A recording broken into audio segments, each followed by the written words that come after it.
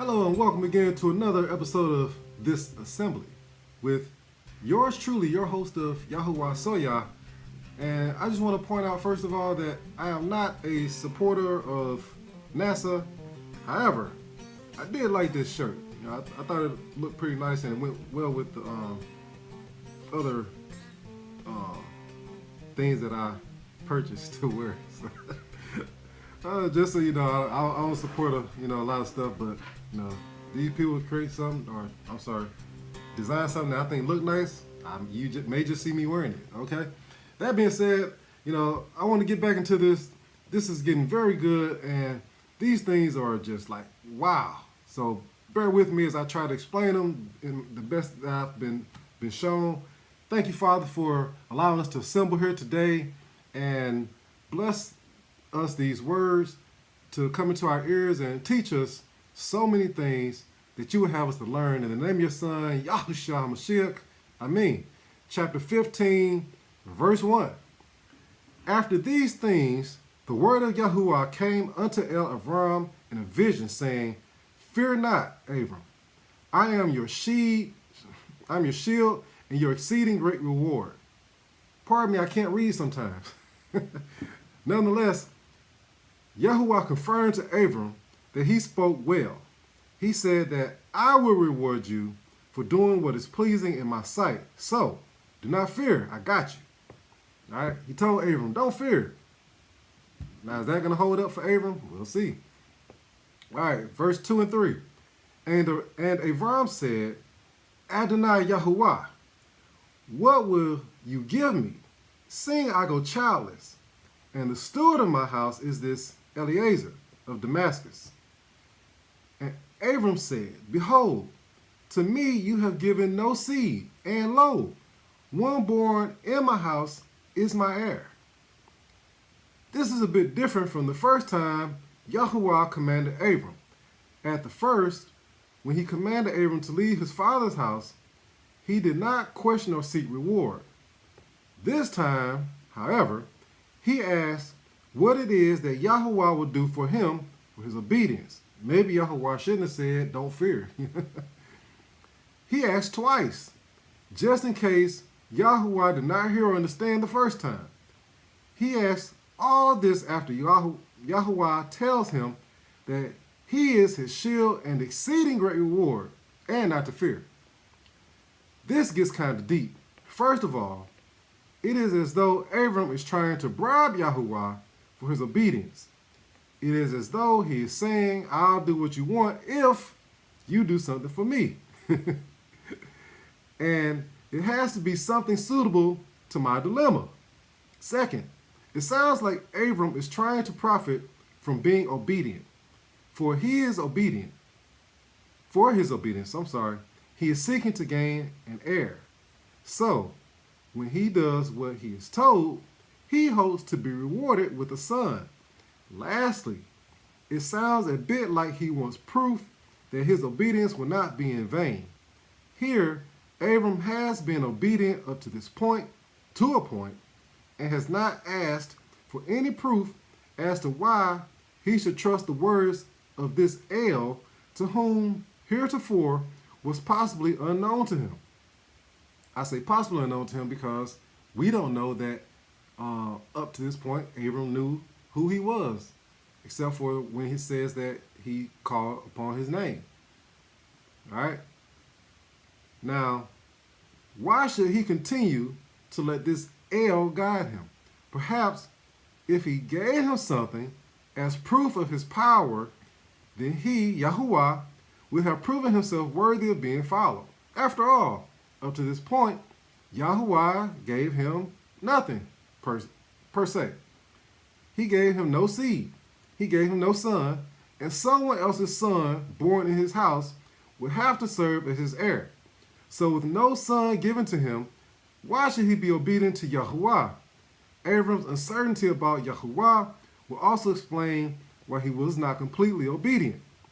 He knew his name, but he did not really seem to know the El behind the name, and possibly even what his name means. And that would be a big enough reason that he brought Lot, his nephew, along with him. But now he is beginning to understand who YAHUAH is. Verse 4. And behold, the word of YAHUAH came unto him, saying, This shall not be your heir, but he that shall come forth out of your own generation shall be your heir. YAHUAH answered rather quickly. His tone sounds a bit perturbed by Abram's straightforward approach. He essentially told Abram that he would have a son. In fact, he said that his son will come from his own generation, out of his own generation. This wording has interesting interpretations. You could infer he meant from Abram's own body at whatever age that he would be. And or it could infer that there are several seed within him, a generation of heirs. All right, verse 5. And he brought him forth abroad and said, Look now toward the heavens and count the stars, if ye be able to number them. And he said unto him, So shall your seed be. YAHUAH brought Abram forth abroad. This could imply that he took him to a location of a higher elevation. That way, he could see in many directions from one spot. It also implies that he may have taken him to a foreign land away from where he was. YAHUAH told him to look up, to count the stars, if he were able to count that high. I believe that these were stars and not angels, as some others believe. Many believe that whenever stars are mentioned in Scripture, the angels are being referenced. This does not imply that to me. This is referring to the innumerable number of stars in the heavens. Verse 6, And he believed in YAHUAH, and he counted it to him for righteousness. Now, the word in here makes me wonder, who told Moshe these things? If it were YAHUAH, why is it written in the third person? Would not YAHUAH have said, He believed in me? It shall also be noted that Abram is not mentioned here as saying that he believed in YAHUAH. So, how did he know of his belief? How did YAHUAH know of his belief?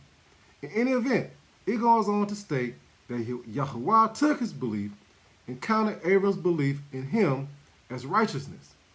Contrary to popular teachings, this verse does not say that YAHUAH told Abram that he was righteous. It merely says, and I say merely lightly, but it merely says that YAHUAH gave him credit for his belief in him. So, who told you that you are righteous? Who told you that Abram was told that he was righteous? Probably was the same person, all right? Was it a man, a woman? Unless YAHUAH sent an emissary to tell you, or he spoke to you himself in some miraculous manner, or just appeared in front of you and spoke to you. How do you know that you are righteous? What is your standard? Man, a man told you that because of what you profess to be your belief, you are righteous, and you believe him? YAHUAH has yet to tell me that I am righteous. And somehow, I doubt that he has told anyone I know or have met or will ever meet and not meet. If any man has the gall to tell you that you are righteous, he only has the authority to tell you that based on his own standards. His own standards. All right? Now, the really crazy thing about this verse is the way it is written. It says that he believed in YAHUAH. It says Abram believed in YAHUAH, and he, YAHUAH, counted it to him, Abram, for righteousness. Now, the way the writers wrote it, you know, seeing how they didn't capitalize anything after YAHUAH's name, you can almost read it and infer it in the reverse and say that he, Abram, counted it to him, YAHUAH, for righteousness. That's probably not the right interpretation, but the way it's written, you know, it kind of makes you wonder what exactly is the right way to read it. All right, moving on, verse 7. And he said unto him, I am YAHUAH, that brought you out of Ur of the Chaldeans, to give you this land to inherit it. Here's your standard. Now, after all this time, now Yahuwah reveals himself to Abram, and he does with an attitude. This was an enormous moment between the two of them. But it was not before Yahuwah knew that Abram believed in him. However, he knew that Yahuwah revealed himself by telling Abram his name. Until this time, Abram did not know his name, except for that mention that he knew his name. Now, this could be all in the same days. I'm not certain. He could have been just another El. In chapter 13, verse 4, Abram called on the name Yahuwah, but we do not know if he knows who Yahuwah is. So, now he hears his name, not the Lord, not God. His name is Yahuwah. He told, I am he who breathes life. He told Abram his name as well as who he is and what he does. He told Abram this. Now he knows that his chosen people have no excuse not to know his name. His chosen have no reason not to know what he has done, will do, and is capable of doing. Are you one of his people? Yet he believed in him. Yet he believed in him. Abram could have just assumed that he was one of the many Elohim whom he had been taught to worship since his youth. Therefore, the standard to you being righteous is, number one, Yahuwah knowing, saying that you believe in him. It was more than a year before I learned his name on my own that a family member told me his name and his son's name. But I was not ready. I was not ready until after I diligently searched for him, that he rewarded me with the knowledge of his name and his son's name. Now that meant everything to me, and I still have that feeling each and every time I say and or use his name. That's why I use his name so much. It was also mentioned to me, not only by several people that I know, but by Yahuwah, that I should teach his word.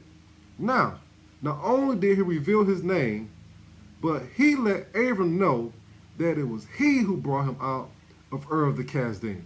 Perhaps Abram was not sure who had brought him out, whose directions he was following. Now, he would be sure who it was that he was following. Number two, Yahuwah revealing himself to you by revealing to you his name. Yahuwah tells him that it was he who brought him out away from his family and his homelands. Number three, Yahuwah will tell you what he has done for you to qualify not only who he is, but also to show you what he has done in your life. Yahuwah goes on to tell him why he was brought out and away from his family. He told Abram that he brought him out to give him the lands he was now looking upon. Number four, Yahuwah revealing his plan for you. He will tell you what he has in store for you. Hopefully, like Abram, it will be a reward. Let us recap that standard for knowing you are righteous. Number one, Yahuwah knowing, saying that you believe in him. Number two, Yahuwah revealing himself to you by revealing to you his name. Number three, Yahuwah will tell you what he has done for you to qualify not only who he is, but also to show you what he has done in your life. And number four, Yahuwah revealing his plan for you. He will tell you what he has in store for you. Hopefully, like Abram, it would be a reward.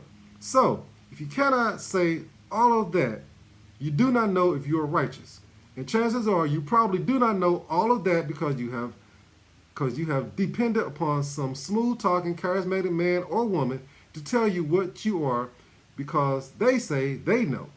And if it makes you feel good to think that about yourself, then let me remind you, man can only tell you what you are is based on their standards. Their standards. My standard is that we are out of time and we will fall back under the standard On the next episode of this assembly, this is your servant, YAHUAH, saying enjoy this good day.